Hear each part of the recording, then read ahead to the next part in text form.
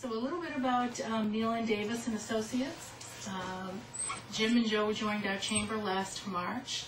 They're a full-service technology company, and I believe you have over 80 years of experience in the industry with hands-on and a... Well, he's got 60 of it. Yeah, I was thinking it was more on his side of the equation. And they've given some wonderful information to our members as part of this series. Today it's going to be on customer relationships and building, and on February 15th is going to be their fourth in this series, and that's going to be on project management. So for those of you that haven't come to one of their series before, you're going to have a wonderful, knowledgeable lunchtime, and we welcome you and thank you very much for coming today. Thanks for being here. I'm Jim Nelon. As most of you know, all of you know, I think Joe Davis is a partner also in the firm. Ross Church, you want to introduce yourself? I'm a customer of theirs. I have a small business in Holliston, a small landscape business. And president of BNI. And I'm also the president of our local BNI chapter, networking organization. So this is a CRM seminar. What we're going to do is to do an overview of CRM. How do you spell it? What does it mean? We're going to do also a brief demo of how a CRM could work for a campaign, a sales campaign. We're going to also do then a real-life example that Ross is going to do of how Ross uses it in his business, and then we'll finish up with Q&A. So real simple agenda. Any questions about things that you might want, or ideas that you might want to handle during the seminar that we can address, be sure you bring them now or during the time that we're describing things and showing things. Please interject at that time. Don't hold things till the end, although we will spend as much time as you want at the end talking about whatever you want to talk about. But talk about it throughout. Make this an interactive session as much as you wish as we go along. So with that, Joe? Okay. As Jim said, the subject is I'm going to call it CRM. I can't say customer relationship management too many times. And I've got 40 years. We did split it. I lied. I spent 32 of them with the Gillette Company in a variety of functions.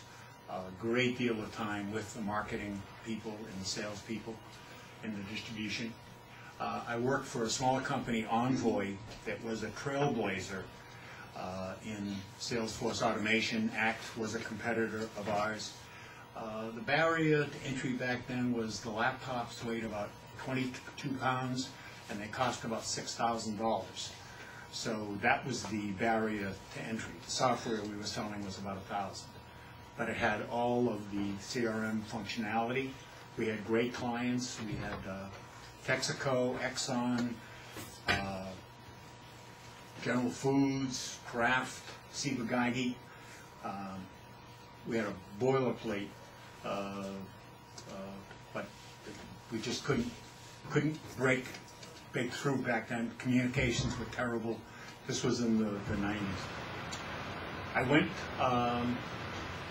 to Nashua. I was the director of corporate systems up at Nashua. And unfortunately, Nashua was in their fade point. They were selling commodity products. They had old capital equipment that just wasn't competitive, and they were dominating in the toner business, and then that got flooded. So they have gone out of business. So I took some time off and then met Jim, and we started Nelon Davis and Associates. And now our goal is to take our collective knowledge and the tremendous improvements. I mean, you look at the array of devices and ways to share information, be it through the internet, over the air. There are just so many different paths. And with the cloud, you don't need servers, you don't need legacy systems, you don't need a data center. All you need is one of these, or one of these, or one of these. It's really, really easy. CRM basically doesn't matter what your organization is, whether it's charitable, distribution, educational services, you need to get the consumer. And how you get them and keep them is critical. It costs a great deal of money to get that first customer, and once you get them, you want to really keep them. As a result of that, everybody wants to do some form or other of CRM. However, big companies have typical accounting systems. They really don't get down to the level of customer profitability. You also run campaigns, and typically it's indirect costs that are associated with all of these projects. And it's really hard to find out what a particular strategy cost you and what the net result was. We are looking at a way through a combination of project management and personnel assignment, which total office supports, to be able to get down, and Jim is going to demonstrate it, to get down to that level of detail. So at the end of the day, you know who did what on the campaign, how long it took, and what the results were, and have a much better handle on a particular strategy. There's a saying I heard at Gillette, but it's, 50% of my advertising works and 50% doesn't work.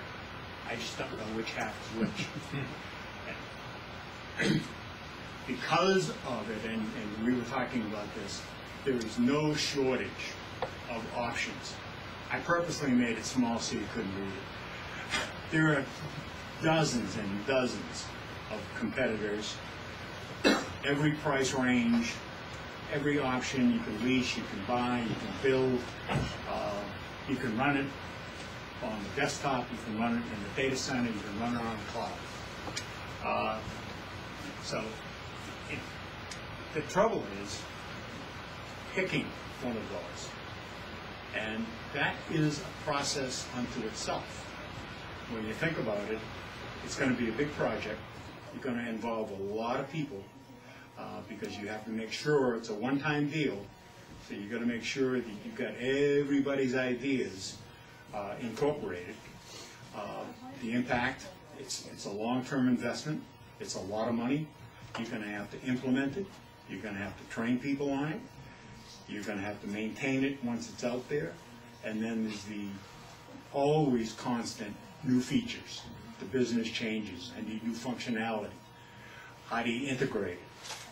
And that can be a very difficult task. And typically, this is a standard informational data form to select something. And this is complicated by need. What function is going to be provided? Are they available in the package? Is it supported? Do I have to build it myself? What about interfaces to legacy systems? It's a real challenge, and it can take a long time. And there's another, yes. I may be jumping ahead, but at the low end of your services, that would be one of the things you would do. Bring you guys in, help us make a selection on which one of these 20, 30. No, because we offer these, so we make the selection for you. You're going to see the selection today. We'll get into that. This is if you were starting at the beginning with a desire for a CRM environment, and you've got to define it all up front because it's your one shot. You've got to make a commitment, whether it's Salesforce. Traditional approach. Yes, right. yes. We've cut through it all, and we're going to offer you something today to get rid of this. Yeah. Then I'll be quiet. No. That's the question, Craig. So this One all more. kinds of things. and I spent a lot of time in application implementation. The longer that process continues, the higher the risk of failure. Because people change, business changes, and unfortunately I've been very successful implementations, and at Nashua I was in a very unfortunate situation because times in the business had changed, competition had changed, and the requirements changed, and we had so much invested in what we had done, the whole thing was just scrapped. Terrible. Okay. What do we offer? Total Office starts with, out of the box, key CRM functions. And if you look at any of the material, these are considered the core functions. And email, documentation which is shared in the portal because it's available to everyone with, and we'll get into this, with controls, privileges, read-only, tracking who's modified, contacts, and Jim will get into all of the features we have with contacts, projects and tasks, and this differentiates us from the Microsoft 365s, from the Googles. None of them have a project management component. Now, with Microsoft, for $499 per seat, and you get a 10% discount if you buy a lot of them, you can buy Microsoft Project. It's overly complex, it's overkill. Ours is not anywhere near as grandiose, but it gets the job done. And it's robust enough. And we view projects also as a campaign management feature. So it's, it's not engineering projects. It's anything where a bunch of people have a bunch of tasks with a timeline and assignment, responsibility, due dates, reporting, and the like. Standard reminders, notifications. You create a task. You say, remind me 2 days before. And that's standard.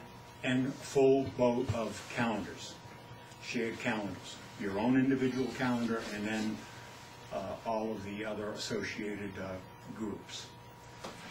And that comes out of the box.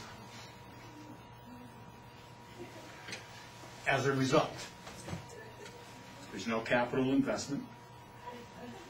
We don't require a Verizon-like 2-year sign-up contract. It's month to month.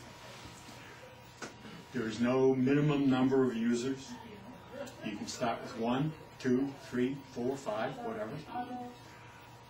Cost is $10 a month. Per seat? Per seat.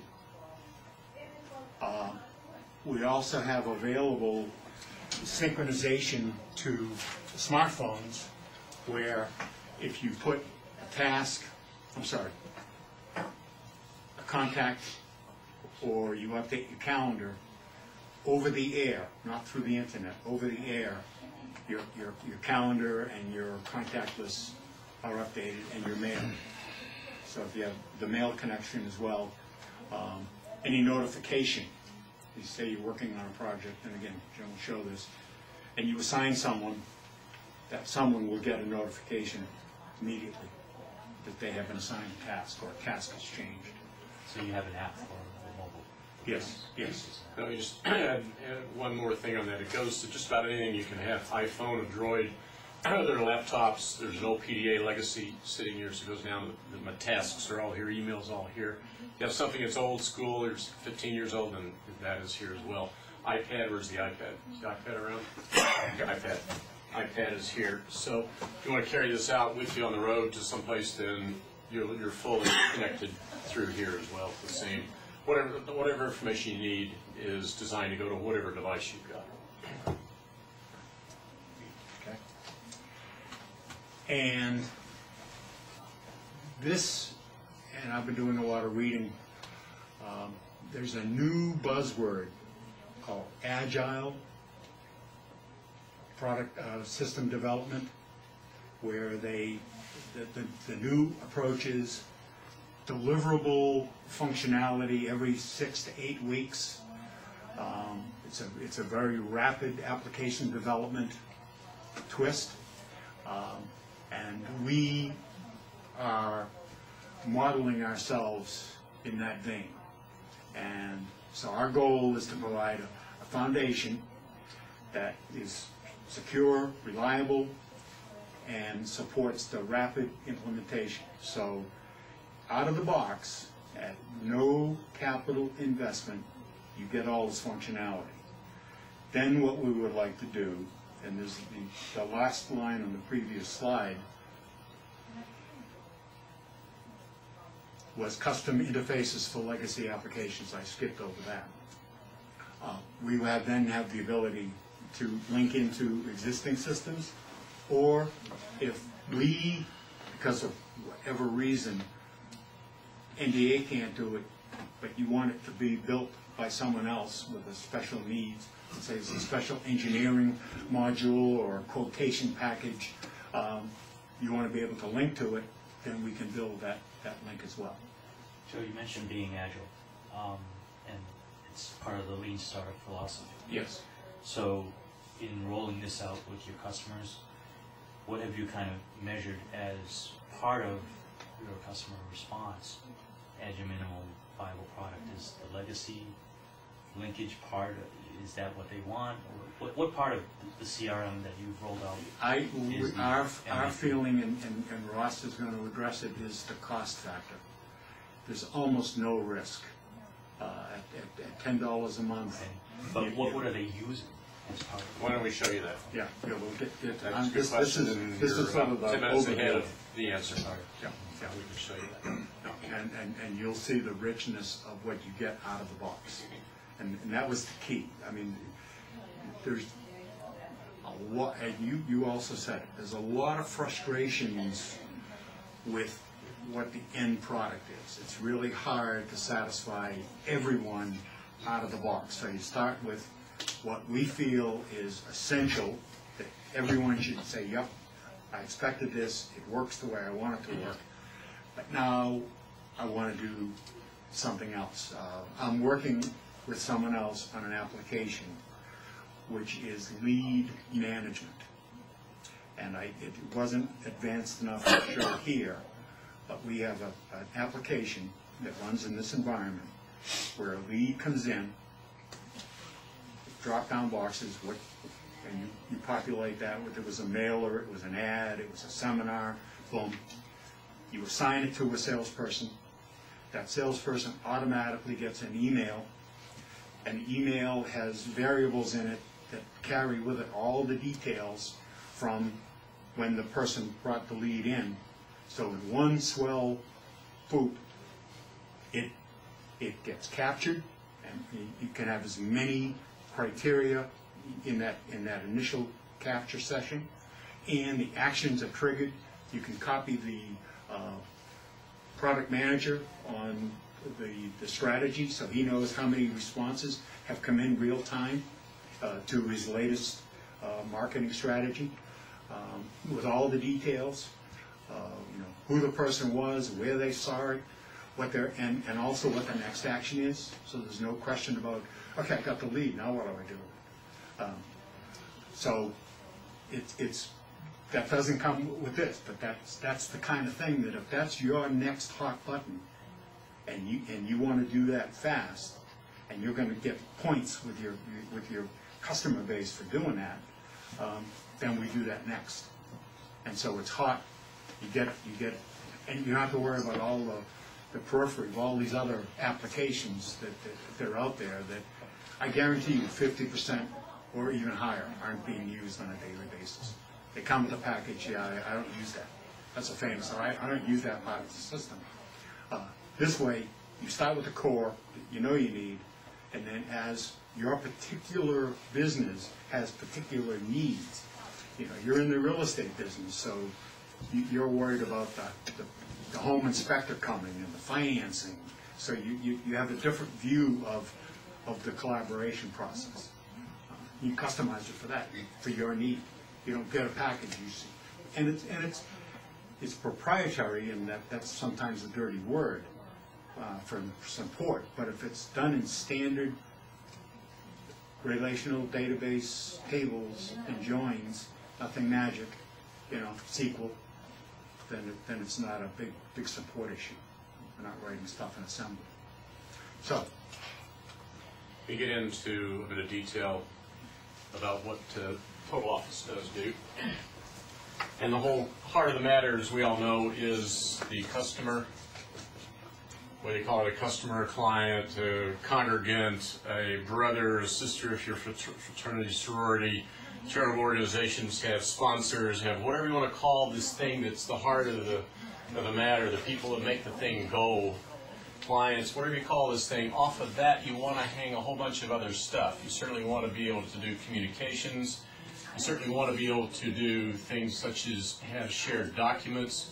You want to have things, you want to be able to run projects off of this. You want to be able to do 3 or 4 other things here, and we're going to show you each of these pieces that are all hung off of a central repository of your, call it customer for the day's purposes.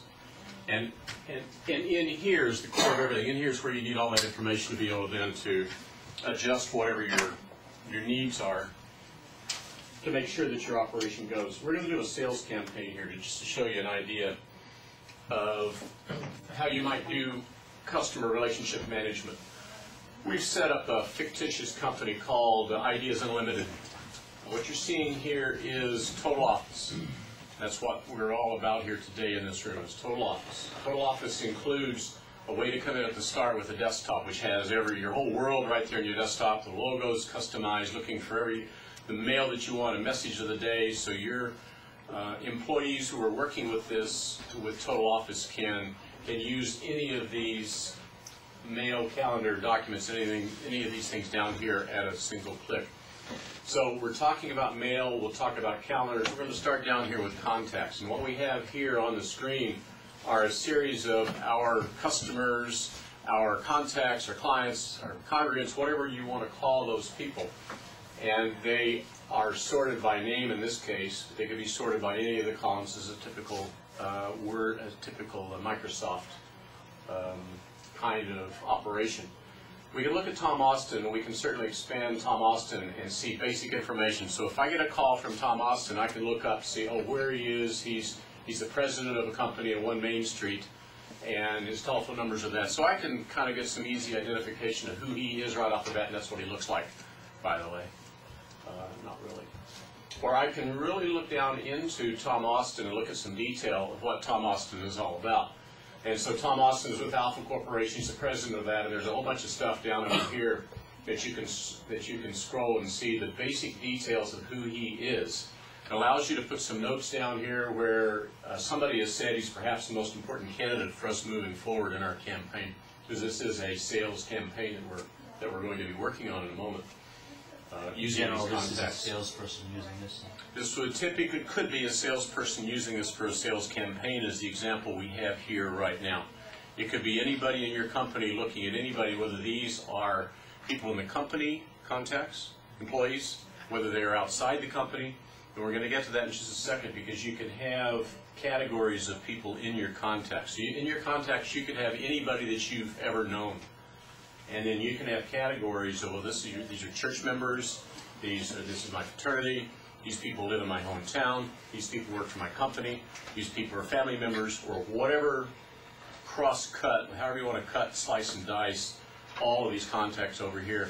And so you can make a subset, and by the way, a member can be living in my hometown and also a church member, and also working for the company.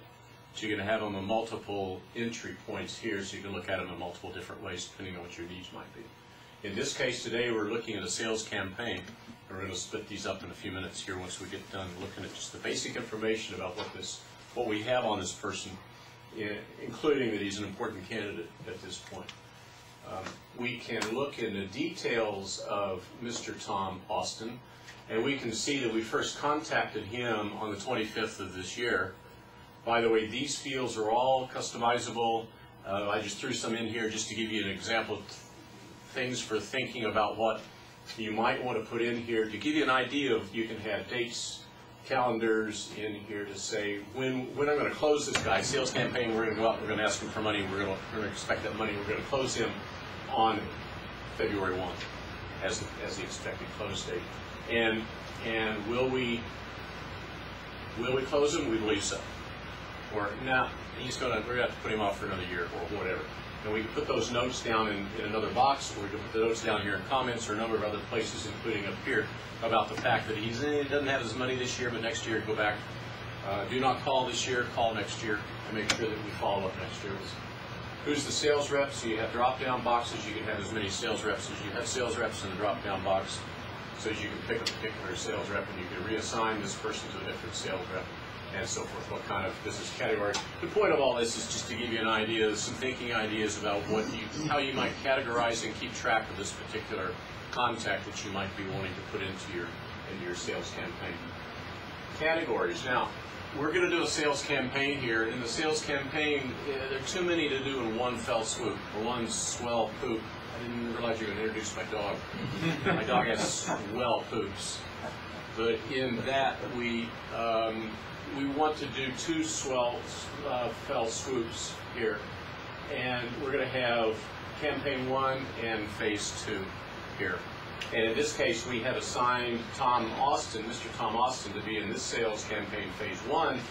But we could say, nah, really he belongs later on because he doesn't have any money right now. So let's put him into phase 2 instead, which is later on in the year. But he also is in the total thing, so if somebody wants to look him up overall for everything, then he's there, but he's also in the sub-campaign. So we could segment things. This is, once again, where he lives in my town, and he also goes to my church, and he's also other things, including the sales campaign. And in the comments section, as you go along, then people can enter. A sales guy can say, well, we've been courting Tom for quite a while. It's time to ask him for the order. Somebody else comes by and says, yeah, I agree. We'll take him out to dinner tomorrow night to close the deal. So you build some conversational history about this particular contact in here if you choose to do so. And so you have all this information here interactive with anybody who has access to Mr. Tom Austin.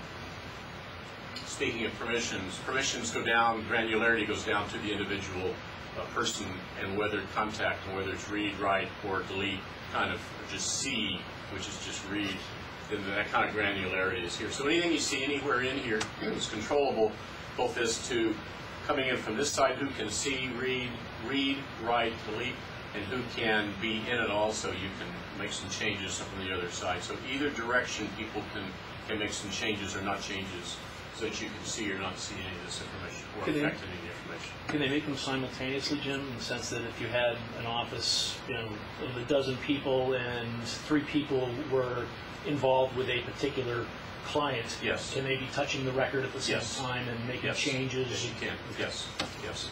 And so if 3 people are working on the same contact at the same time, then 3 people in 3 offices could be making simultaneous changes to that. I'll get to documents in a second, because documents are a little bit different than contacts. Okay. So contacts are instantaneous change. A document has a different concept, where you pull a document down, you mess with it for a while, you make some decision points on it, you make some changes, and then you shift it back up. What's happened is somebody else has brought it down in the meantime and made some other changes, and you have a collision. We'll get into that in a minute. It's a real interesting timing of stuff. Yeah. When a lawyer wants to, we'll get into it. And then linked items will link this particular contact over to other things, events, other things that are happening, emails that maybe have happened, other things that are going on with this particular contact. So, and this cascades down through all of the different contacts. You can look at any of the contacts. You could have any of that information available, and then you can slice and dice and print and select based on any of those criteria for any of these contacts. So this is the heart of the system. Now, built off of the heart of the system come these other things. Where any questions on contacts, customers, clients? Integration with other sources. Yeah. Standard integration, CSV files, comma, separated value files. You can build links into other things. You can do Excel, spreadsheet interfaces, Word document interfaces, things like that, into common other systems. If it's an unknown system, that's where you would get into something that would be custom built to know what's over there compared to what's over here.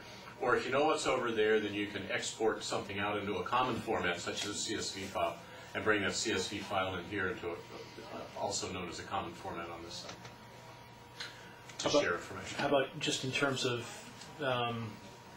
legacy or existing email systems here? I'm thinking about my wife here. So she, at college she's at, they were using a thing called First Class, and that was their enterprise-wide email across the entire campus. Within the last 8 months, they've shifted over to Google Mail, Yeah. Which generally works okay here, but Right. that was a full-time investment here and training, et cetera, Right. here. So how does this interact with? Good question. Yeah. Right now, I use, you count the ways, Comcast.net. Yep. I use NetworkSolutions.com. I use Verizon.net.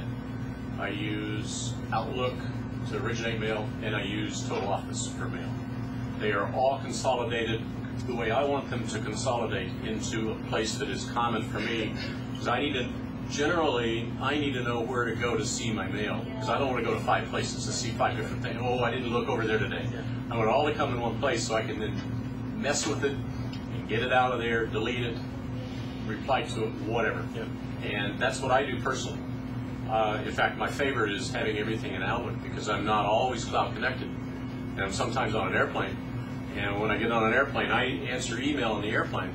And when I get done on the other end of the airplane, I hit the club on the other end, the Admirals Club in Dallas on the other end, and I upload all the stuff, download all the new stuff, emails everything else, by the way, any changes that I've made, and then I'm ready to go again.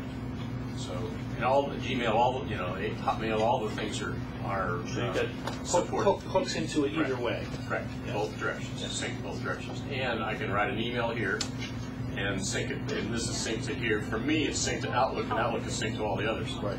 Although this could be, if you don't have Outlook, it could be synced to whatever you want. And then go bi-directional with your syncing. Deals not only with email, you're asking about email, but because we're going to go to email here in a second, but it goes with contacts, with anything that you've got that you want to sync down to any device that you want to sync to, the iPad or legacy devices or whatever. Can I ask a question about security here? Sure. I've had customer lists walk out before, and I'm sure everybody else has seen something. How do you limit that to just read-only, you can make all these changes? Yeah. We have a couple of layers of security. One starts right here with the HTTPS, which is indicating here that this is encrypted, 128-bit encryption. So anything that you're sending from here to the cloud and back is encrypted to 128 to the power of 2 encryption. And that you can double that if you wish to do that as well. That's the basic layer of security between you and the rest of the world. Now, you're asking a secondary question about how do I keep things secure in-house. And the way you keep some things secure in-house is by having permissions, and I haven't showed you permissions yet. Permissions allow you to make sure that nobody can get into your data unless they have the permissions to do so. Okay. Read, write, delete. Also about the $10 license fee, it is, let's say it was a church, and you had 3 people, but a lot of people could access it other ways. Is it the Per seats- named user. Per name, Per so it named doesn't matter user. which device it comes to, it's only one time. Per one named user. So Okay. you sign in with that name, and it's the $10 per named user. Yeah. And we hope you don't have 73 people using the same name, because that's not the nature of the use of the system. Follow me? Jim, how about if you wanted to export a name or a group of names? Say I had a group of people that I wanted to send off to you. How much detail would go out, and how would it be sent? Export. And what format would it arrive at the other person? I want to say anything you want it to arrive in the other end, but normal stuff. Usually CSV files or Excel. Inside encoded. Yeah, Excel encoded or other normal. Microsoft owns that business of being able to interconnect. Yeah, pretty much anything that Microsoft supports is supported here as well. And then you do have the SQL capability going out through an SQL API, application program interface. And you go out to another legacy device or something that's weird, something that's really old. Or, yeah. Every single data element associated with that contact is available for export. There's no limitation. And then if you choose, as you're building your systems, and you have a special campaign, special need for this week, this month, this campaign, this whatever, then you can come in here with these custom fields, and as a user with permission, as a user or as a manager, you can come in and you can make your own one-time only fields, if you will, in here. To say I want a new kind of field with this kind of behavior beyond that field, and that then is stored here for your use as needed. So that's the core, that's the heart of the whole thing, is that customer, client, whatever. Now, off of that, you can send and receive and do, we already talked about emails, and here are ones that I've gotten today even. And Joe modified a couple of tasks this morning, and I got some information about those modified tasks. We're going to go to tasks in a couple of minutes, but while we're here in the email, let me just show you that I modified actually a group task here. And it gives the information about what I modified on a particular task this morning. That happens to be in my email. So point here is that anything that you change in the system and you say that I want to notify others about, they'll be notified by email. And the email, once again, goes down to wherever you're deciding to notify. And a normal email, net mail, this is the same functionality you'll find with any of the net mail things, whether you're on Verizon, Comcast, Gmail, Hotmail, any of them operate basically the same way, and this has the same operations to it. The same expectation you have if you're using NetMail somewhere else, you'll be able to adapt to this very easily with the email services. When you run a campaign, is that a classical sort of just mail campaign? Typically. But is there a hook to email campaigns? There can be, if you have one. Okay, so that's a separate application. What we have here is group contacts, and you can have then a group that gets emailed in a single batch, if you will, in a campaign. So I can select, I can say this is the Friday mailing to this subgroup of people involved in the Friday mailing, as opposed to a Monday mailing. And I can, over here in the categories, once again back here with contacts, in the categories, I can select here and put in a new category and add a category called Friday mailings. And I can then describe it more fully if I choose to do so. And then in Friday mailings, I can come into Friday mailings and I can say who I want to be included in the Friday mailing and select who I want to be inclusive in that particular category. Now let's go to projects, because the projects, now that we have our base of contacts, our clients noted, we now have a sales campaign we're going to establish. And we have a company called Ideas Unlimited. That's our company we're dealing with today. Within Ideas Unlimited, we have a sales campaign. And these are the tasks within that sales campaign. We're going to establish objectives. We're going to execute the campaign. We're going to prepare some materials. Put this in the order that they should be in. We're going to prepare the materials. We're going to kick it off, execute it, monitor it, evaluate it, and then follow up. Typical campaign. So in preparing the campaign materials, just to give you an idea of what might be involved in preparing materials, and some of the things that you could do to help you monitor the preparation of those materials, this particular task. You can have this recurring, by the way. We can prepare new materials every week, month, day, whatever. So we can say every Monday we want to prepare a new batch of materials. So this task would recur every Monday, every month, every whatever time period you want. We don't have this recurring here, but you could if you wanted to. You can have tasks that are dependent. So you can have, I got to do this one before I can do this. I got to do another one before I can do this one. And once I do this one, then I can do another one. So there are dependencies within tasks. Because any good project management system has task dependencies involved. I can then, once I create the task, I can assign it to whatever people I want to assign it to. And I have these people who are available to assign it to. And once I assign it to a particular person, then I can say over here that I want that person to also know that I assigned it to them, or don't notify them once I make any changes to it. Then I also can create comments in here, and I can make whatever comment I want to make about the materials. And then I can link link this task over to something else, such as a document. So if I have a task that is prepare materials, then I can link it to a Word document that lists all the materials, or the specifications for the materials, or the order forms, or anything that deals with that particular task that I might need as supplementary information to this particular task. And that's a document sitting someplace else in the cloud, someplace else, that somebody else can come in with permission. Somebody else can come in and mess with that, change that document to say, you forgot to add, I need name tags for a seminar today, if that's part of this task. and then you can add that into that task list over in this document that is over here. So what I've done is divorce the details from the core tasks. So I have a series of core tasks, and the details, you want to get into what I have to do this task, I can go and look up all the documents that are required, all the permissions I got to go out to, all the contracts I got to sign, all the people I got to talk with, and other things could be over in these other documents linked here. And so these are living documents that are available for the right people to see at the right time. Jim, Thoughts on that? yeah, just you've linked that document to the task. I've linked the tests, yeah, both Okay, directions. okay. Right. Then that document gets changed next week. Right. What's the update process here? Are you linked to last week, or are Good you question. linked to? Excellent question.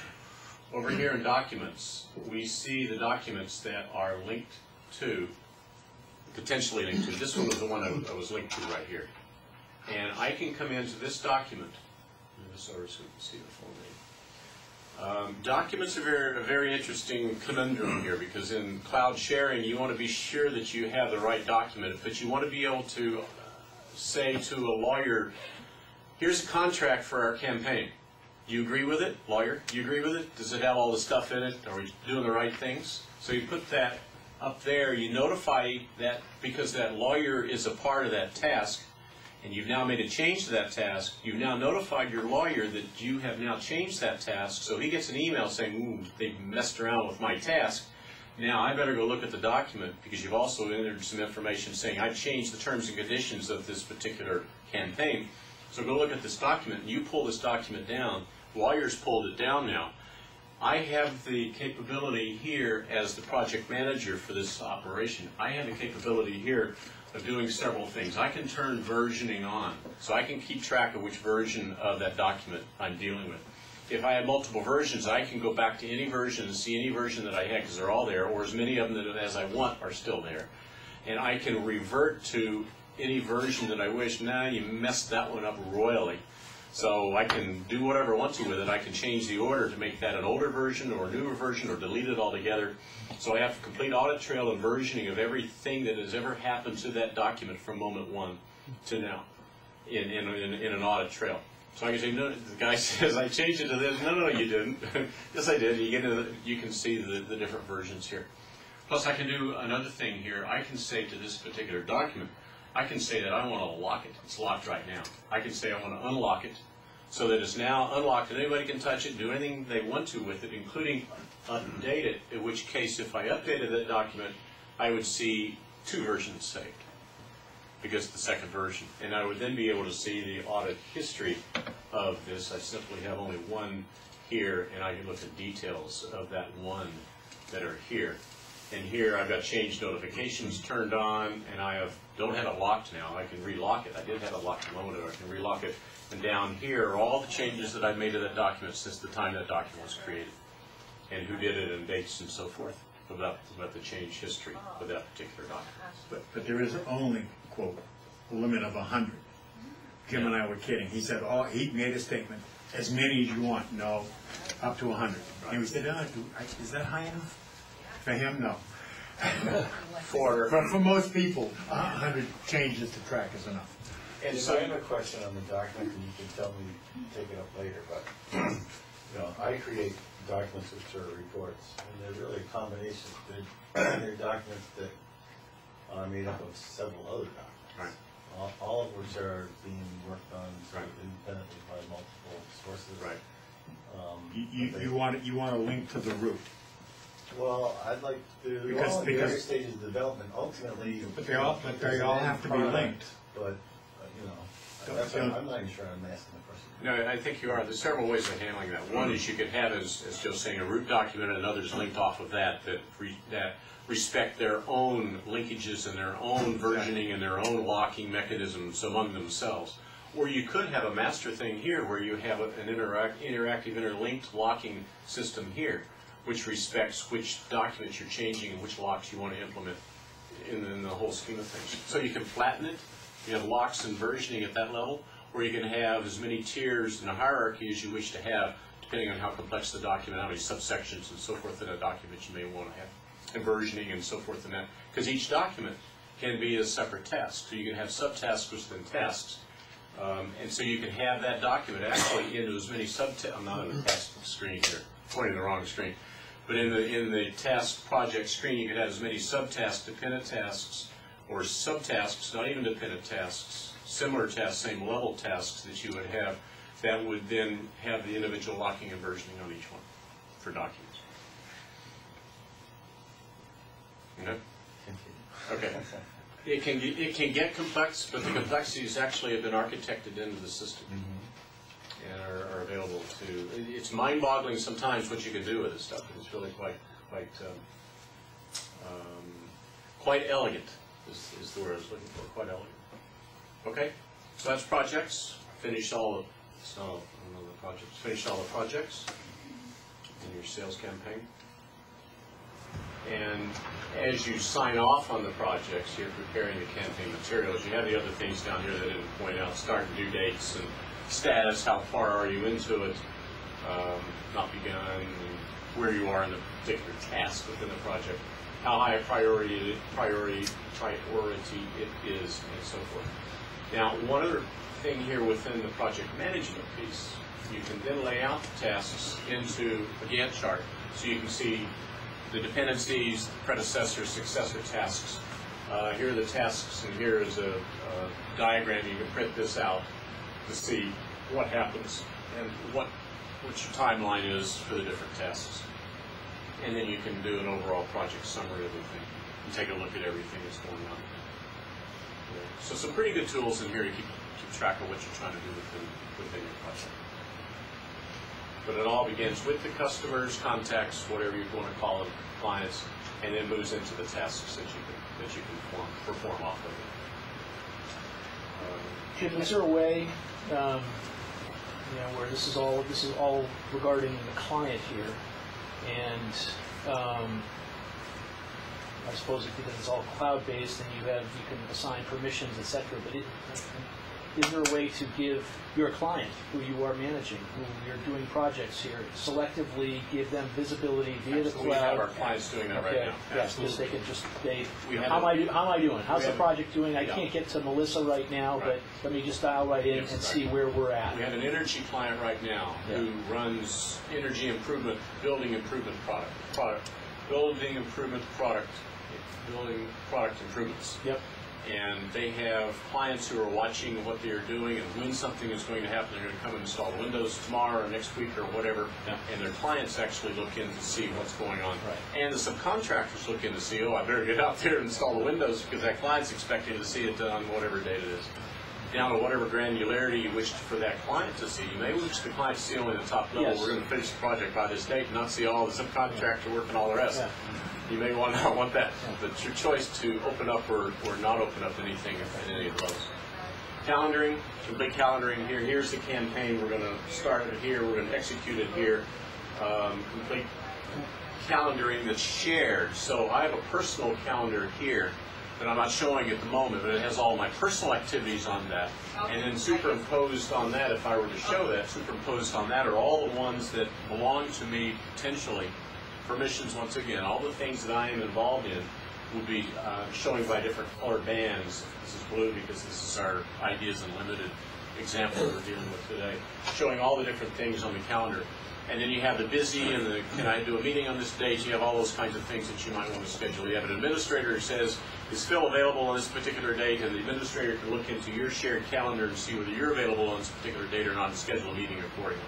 So you have sharing of things available across all the different calendars. There are a bunch of calendars in here that I happen to be participating in, and they're all potentially coordinated if I choose or somebody chooses to do so by date, by bar to see what's happening.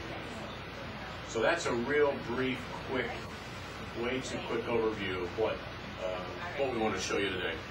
Any quick questions that you might have about what we've done so far? That get into some of what you asked about before. A little bit. We can talk. Yeah. We only got an hour, so we can talk. We can talk further. So, over to Ross.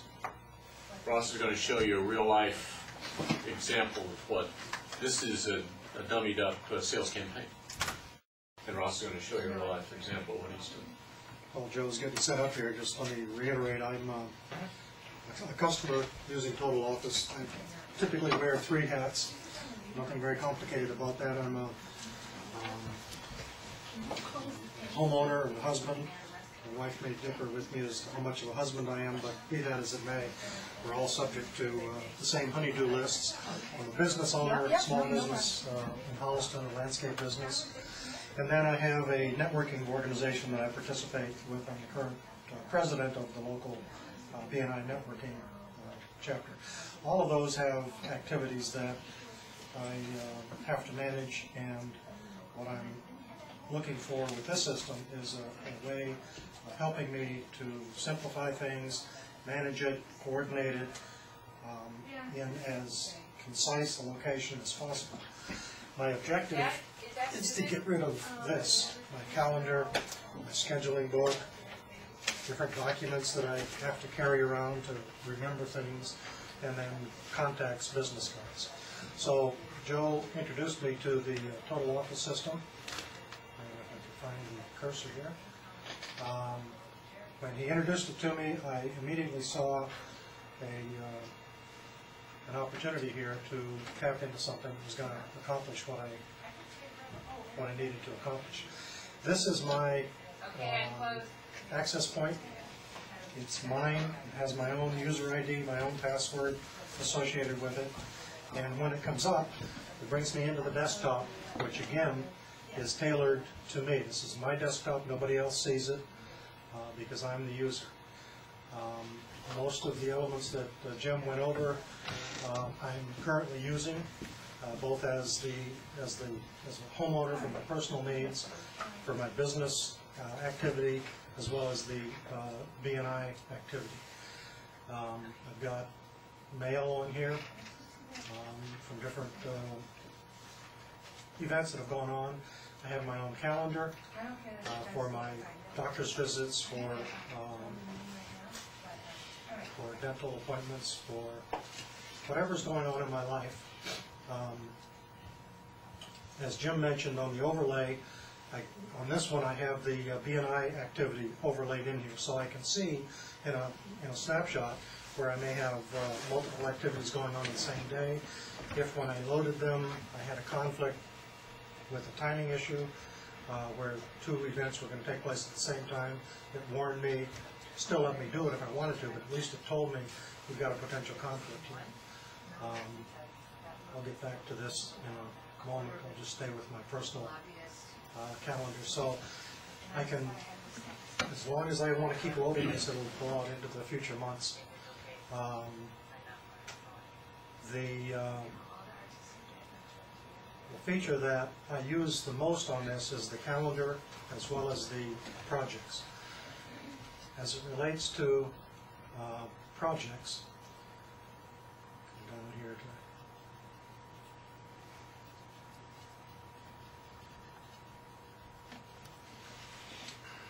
Yeah, hit that little.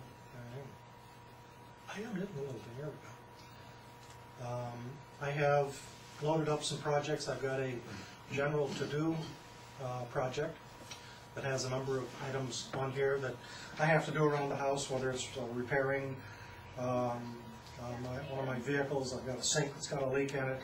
I just detected a problem with a light switch this morning, so I'm going to create another task within this project to remind myself to take care of that light switch. As I go back up to the desktop, and I want to now go into the project area for the BNI activity. All right. Share projects. We have a event coming up in the spring, a Visitor Day extravaganza. So that's going to take place in May. Leading up to that, we have a number of activities that have to be accomplished. I put this together as a project. I've got probably 13 or 14 different events that have to take place in terms of building that building toward the culmination of that project. As things change, dates change, or the status changes from not begun to in process, those notifications will come back to me through my email and show up as a notification that this event has either been completed, date has changed, or there's been a contingency event that's been plugged in there where I'm waiting on someone or something else to take place. So again, it's everything I need to run my life and my businesses and my associations all on one platform that is gated only by the ability to get on the internet. Going forward, I've learned a lot this morning just in Jim and Joe's presentation for some future activities, but going forward, what I intend to do is I'm going to invest in a couple of smartphones for my employees.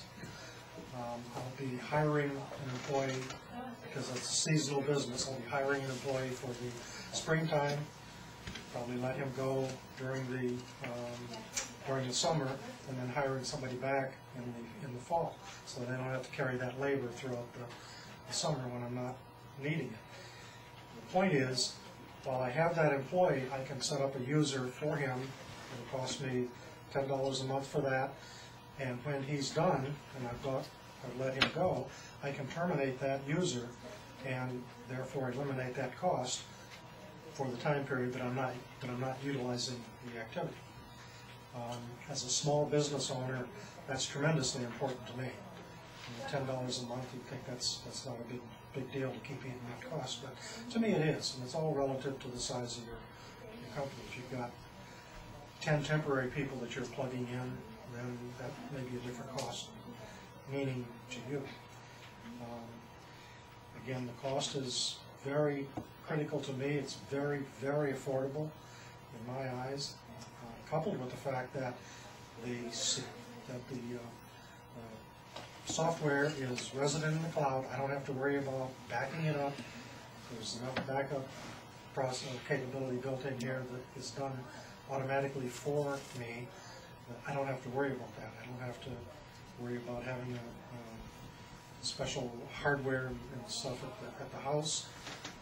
I'm not dependent on any particular computer to run this. Again, I just need to have access to the internet, and I can go forward that way. Very, very beneficial and cost-effective for me. Yes? So Russ, my first question is, if you run a landscape business, have you loaded your customers onto? I have my customers on there as contacts, yes. Okay, so are you thinking about ways to build campaigns and get them out there? Absolutely. One of the projects that Jim gave me an idea on is I'll occasionally have a customer where there's a large project, a large construction project where I'll build some beds for them, maybe put in a walkway, do multiple things. In certain cases, I may give that customer, set that customer up as a user and let that customer participate with me in at least being able to see every day or every hour what the status of that project is, eliminating a phone call from them to me, taking up our time, more importantly, giving the customer confidence that they're aware of what's going on. Communication is quite critical, as you all know, with your customers, and that gives them, some customers will be easily adaptable to that. I'm not going to give it to every customer. I'm not going to kill myself with,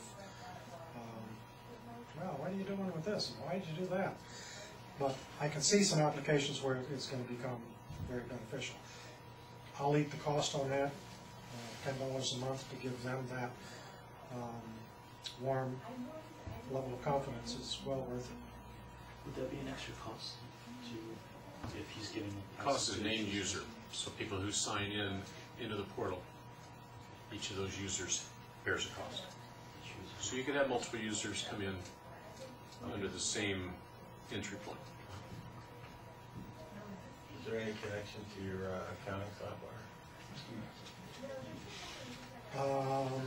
I'm so small, I don't even use accounting software to keep everything on my Excel spreadsheet. But I can update that information as a document onto this software.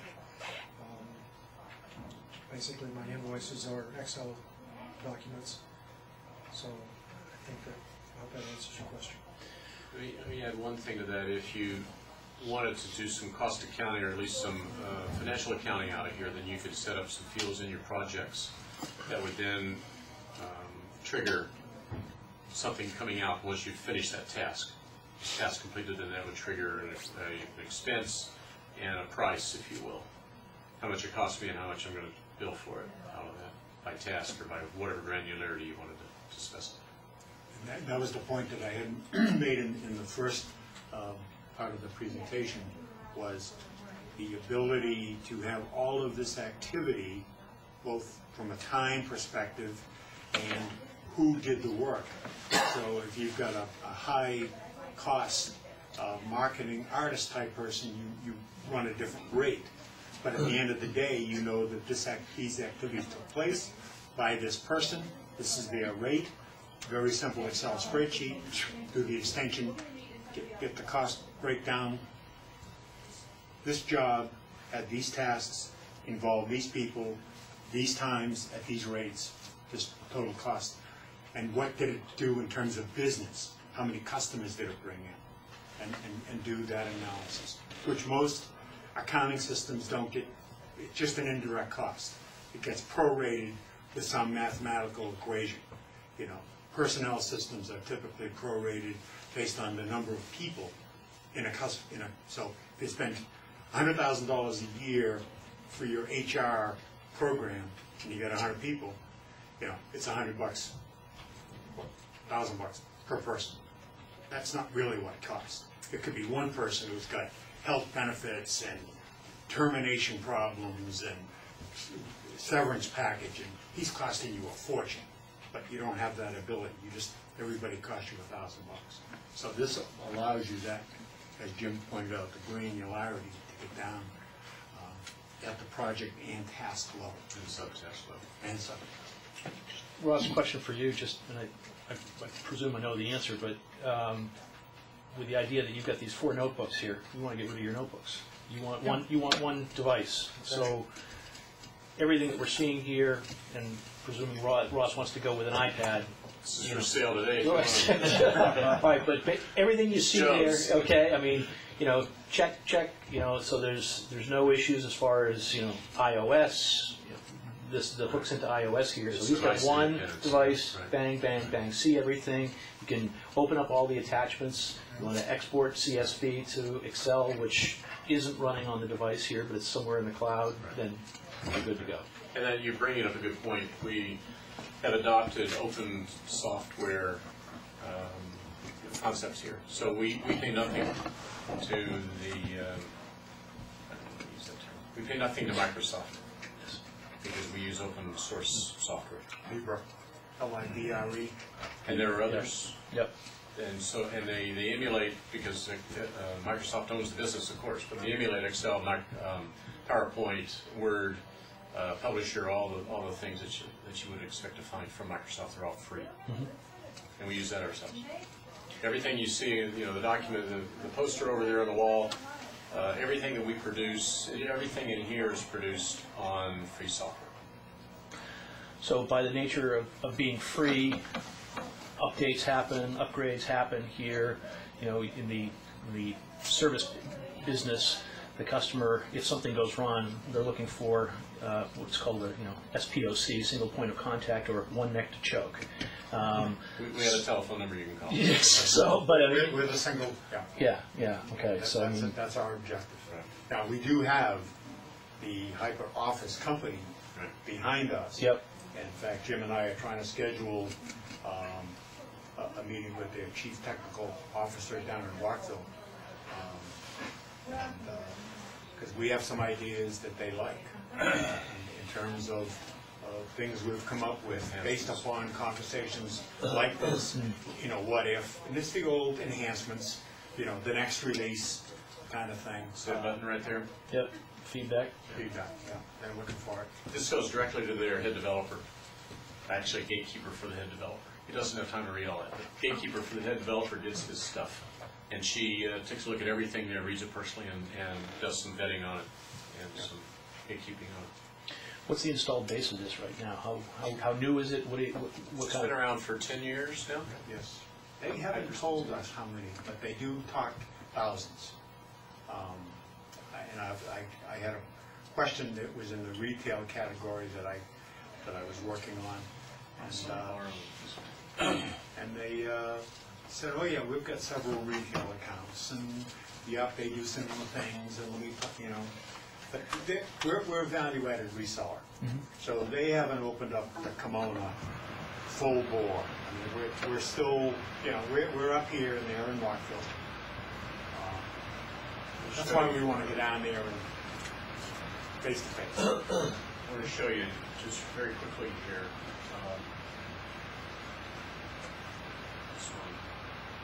This is what HyperOffice looks like internally. This is what the cloud looks like for we like. We actually do use all the stuff unless it comes from them. This came from them, so we use Word. But internally we do use free stuff.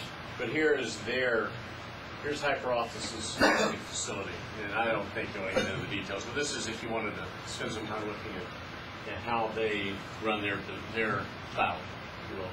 And the security levels and all the stuff related to it. And we don't know where they are, and they're all over the place. So they have cloud. they have redundant. Yeah. Right. Yeah. You know, all the stuff you'd expect to see it, how big we are in backup and security and all that stuff, and you know, all the hoopla about how secure and perfect the cloud is and backed up And if you want 256 to 2 squared, you power 2. God. And if you've got a Cray machine in Langley, Virginia, you may have a chance in 100,000 years of breaking the code. Right. And then you'll get my social security number, which you get off almost anywhere in the town of Holliston. Coupled into Craig's question a while ago about the security and so forth. You have the normal firewalls down here on this stuff. You have the normal firewalls and virus protection, all that stuff. Well, this is amateur level stuff. When you get up into the cloud here, they got some really professional level stuff that protects the data center and so forth. Although, you know, in the next years, knock on wood, I've not had any problems with anything here with firewalls and virus protection, fortunately. My primary example was internal issues. And you have all these users, but then the salesman gets ready to leave the company and takes everything he can. Yeah.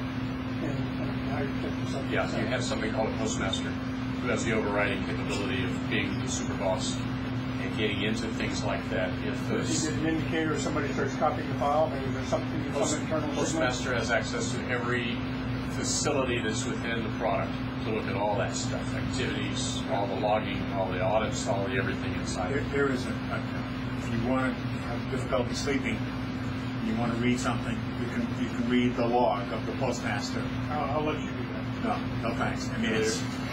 You think I had a small print thing made before? Forget it. Jim, I saw on your list when you first started, one of you had potential markets and non-profits or not-for-profits around that. And several years ago, I was with an association, and we were going to do a mailing campaign. So we had some technical guy in the association and went out and looked at Salesforce.com, Act, a couple of others. But by the time he got to whatever we got was something similar to this. User-friendly, drop down menus, etc. Then you tune it where you want it. But by the time we finally got to the stage, we had a change in leadership in the association. He didn't care for this project, what this association was going to do. But we were going to go out to 500 different customers, email or phone call, 500 different association members, and solicit them for a certain product. So you needed about 6 people on this, so that would have been $60 a month. All right, we're doing short campaigns, so we're going to cancel it after, let's say 4 of them after a certain period of time. That's the way it works. Right? Yes. And what the concern with the association was, people have access to this. You might copy the list, because use that as their mailing list to similar customers. If they had access to it at the time they knew they wanted a copy, sure, they could copy it and take it away, sure. There's nothing in the world that will stop a crook. Yeah. Okay. So, but going back to it, I think if you look at what's the opportunity out there, I'd say the association is probably the most ill-managed, and nonprofits have the greatest upside. I don't know how many there are compared to, obviously not as independent businessmen. But that seems to me to be a big market for it. That's why I put that whole list up there. Charitable, Elks, Knights of Columbus, absolutely. Yeah. And that's why I didn't put quotes, but the consumer is, it's the congregation, it's the membership of the organization, it's your Brotherhood of Elks, it's your members of the Knights of Columbus, whoever has a need. We have, just to wrap up, we can certainly answer any questions you might have. To wrap up here, we have a limited number of Joe's presentation here printed out. If you want to take that away. And $10 a piece. And per month. How much is Ross charging?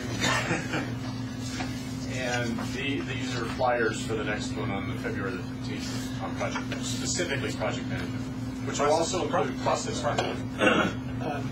Reference accounts in terms of, Yeah. Yeah, the the easy folks in one is- Rockville have. the easy one is right here. Yeah. Well, I was, again, thinking of colleges. A college. Yeah, sure. I'm wondering whether or not HyperOffice has, Yes, we can get- established, folks, IT folks at a couple colleges I here. can't answer for them, but we certainly can get an answer for Okay. you. Yes. On that. All Yeah. right, good. I do not know what their answer is, All right.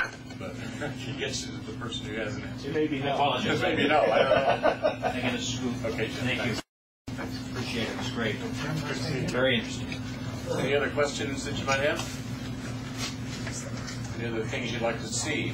Goes deeply into any particular area that you think Support and kind of follow on. I know it's $10 per user, but how do you guys make money? because they don't charge us $10. I don't know. Question. A lot of people. Volume. That's why they're reluctant to open up a Kona and stuff. But they've been doing this for 10 years, and that's one of the benefits. We talk about Google, we talk about Microsoft 365. Those are pieces parts.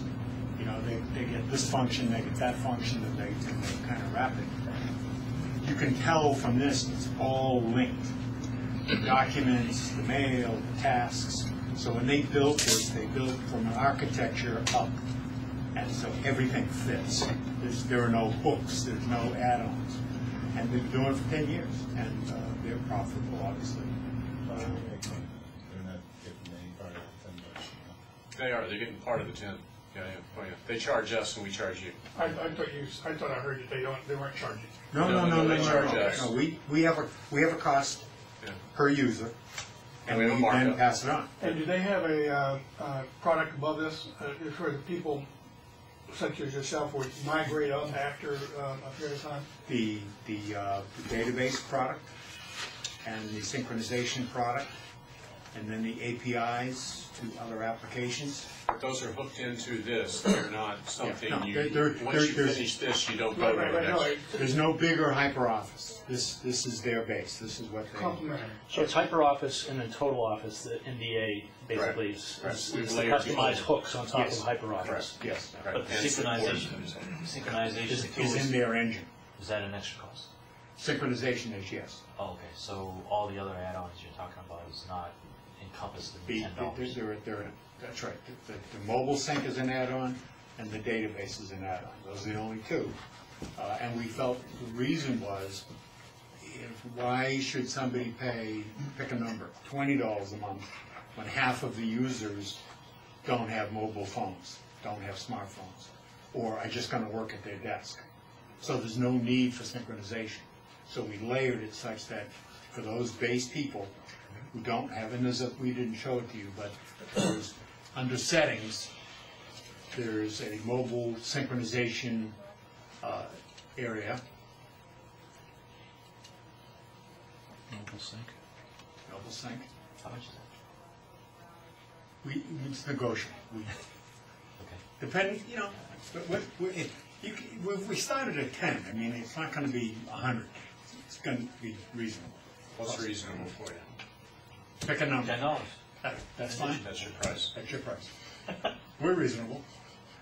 Well, is that, well, for example, I mean, I have 4 devices. You one username, but 4 devices. Is that? No, 4 phone numbers. No, but the service, no. Yeah, it's by user. I have a BlackBerry, and I have a pen. By user. But you can only link one phone to one user. So is At it a time? $10 One phone or number.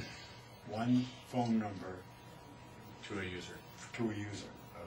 Okay. We don't have the ability to service, if you've got a Sprint ID, and you've got a Verizon ID, and you've got, God knows, T-Mobile, this can only support one. But you funnel all those through, like I do, funnel the Verizon, the Comcast, the others. I funnel all that through, in my case, Outlook, and Outlook goes to here. Yeah. And that's my mobile Do you support. use the Outlook calendar too as your? Yes. And this, the cloud is synced to Outlook calendar, and vice versa. So I can put something in here and it goes there, I can put something there and it goes here. Same thing, everything, contacts, everything gets synced. Tasks. I think there's a lot of, there might be some of these services, like I have a Mac with the, Microsoft for Mac on it. The weakness of, as I understand my own software, the weakness compared to this would be the project management piece. This is a much stronger module. Exactly. I mean, I've got the Outlook, from that standpoint, Right. but if I Microsoft were to is do the selling project project. piece, then I need something stronger than what I've got. Right. And Microsoft has that, but it's called Project, and it's $500 or whatever. And it does, you know, critical path. But does it do any more than this? Project does, yeah. Oh, That project, the Microsoft project is stronger than the project. Sure. Oh, sure. It's a full box of $500 worth of stuff. oh, yeah. Although I'm not sure it's available for the Mac. I don't know. I don't think it is. Traditionally. This is available for a Mac because it's in the cloud. So you got Safari or Chrome or whatever on your Mac, it's fully available. I could, I mean, if I had needed a project, that'd probably be my next step. I think. I'm answered all my questions, so Yeah. thanks for Good your stuff. time. Yeah, good stuff. Well worth it. We're here. Do you have any other things you want to talk about? Thank you very much.